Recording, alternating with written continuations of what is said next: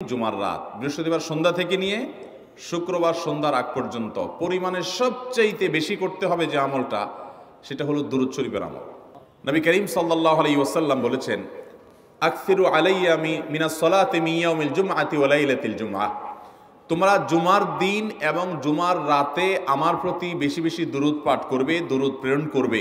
ফাইন্না সালাতাকুম মা'রুদাতুন আলাই, কারণ তোমরা যে দুরূদ পাঠ করো এটা আমার কাছে পেশ করেন আল্লাহর ফেরেশতারা, এবং রীতিমতো নামধাম সহকারে আল্লাহর একদল ফেরেশতা নিয়োজিত আছে। তারা বলেন, আল্লাহ, হে আল্লাহ রসুল, আপনার অমুক উম্মত, অমুক অনুসারী, আল্লাহর অমুক বান্দা পৃথিবীর অমুক প্রান্ত থেকে, অমুক দেশ থেকে, অমুকের সন্তান, সে আপনার প্রতি দুরূদ পেশ করেছে জুমার দিনে, জুমার রাতে বা অন্য সময়ে।